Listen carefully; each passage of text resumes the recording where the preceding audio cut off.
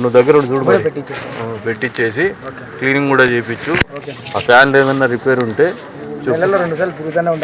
వినరా, ఫ్యాన్లు అవి కూడా ఏదన్నా ఉంటే రెడీ చేయించు.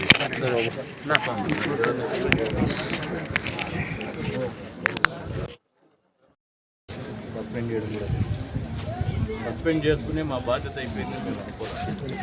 రోజున ఇక్కడ సందర్శించే రూట్ కాజ్ ఏంటి, మూలాలు ఏంటి ఈ సమస్య అన్ని చోట్ల కూడా ప్రభుత్వం యొక్క దృఢ సంకల్పం అవుతుంది. పిల్లలకు మెరుగైనటువంటి వల్ల అందులో వెనుకబడిన కులాల వారికి బీసీ కానీ ట్రైబల్ వెల్ఫేర్ కానీ ఎక్కడ కూడా సదుపాయాల విషయంలో కానీ భోజన సదుపాయాల విషయాల్లో కానీ మౌలిక వసతుల కల్పనలో కానీ కాంప్రమైజ్ కాకూడదు అనే ఆలోచనతోనే ప్రభుత్వం చెప్పింది. అందులో భాగంగానే ఇందాక సోదరుడు వెంకటప్ప చెప్పాడు కమిషన్ స్టేట్మెంట్ ఏమంటే ఆల్రెడీ ఒక 10 లక్షల రూపాయలు కాంపౌండ్ వారికి కిటికీలకు శాంక్షన్ అయింది. ఆ పనులు కూడా తొందరగా పూర్తి అయినట్టు. అంతేకాకుండా వాటర్ ట్యాంక్ కూడా ఎప్పుడు ఆగిపోయింది. దీనికి కూడా నాన్న మీద జరుగుతున్నది కూడా పిల్లలు చెప్తున్నారు. గ్రౌండ్లో లైట్లు కూడా పట్టాలి, వాళ్ళే రిపేర్ కూడా చేయాలి. అంతేకాకుండా అన్నంలో పురుగులు వచ్చినాయని చెప్పేసి మీడియాలో కూడా రావడం జరిగింది. సాక్షాత్ పిల్లలు కూడా తెలియజెప్పడం జరిగింది. దీనికి కారణం కనుక్కుంటే హ్యూమన్ రిసోర్సెస్ ఏదైతే తక్కువ ఉంది, వంట వాళ్ళు 4 ఉండాల్సిన చోట ఇద్దరే ఉండడం, అదే రంగా స్కావెంజర్స్ కానీ స్వీపర్స్ కానీ అసలు లేకపోవడంతో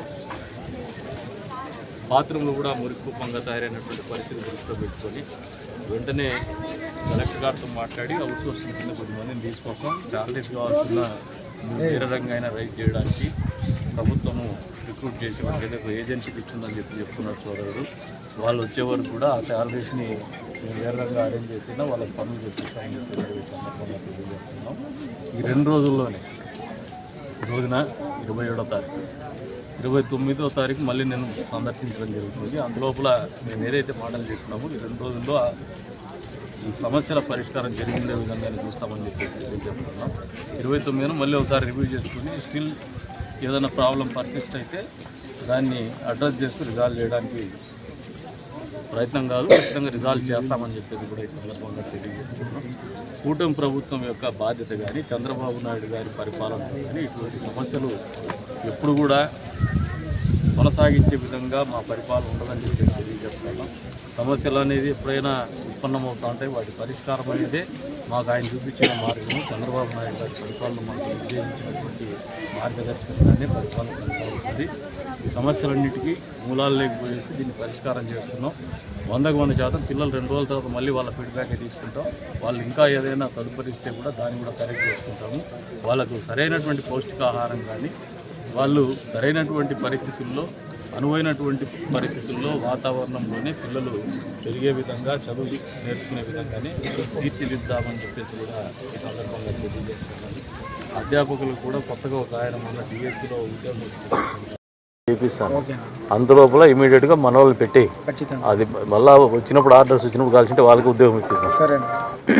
ఫస్ట్ పెట్టి వాళ్ళకి జీతము 1వ తారీఖు ఆ కంపెనీ వాళ్ళ నుంచి మన ఆఫీస్ నుంచే వస్తాయి. అది మన ఆఫీస్కి వచ్చి తీసుకుని పోమని చెప్తారు. చెప్తాను, నేను సూర్యుకి చెప్తాను.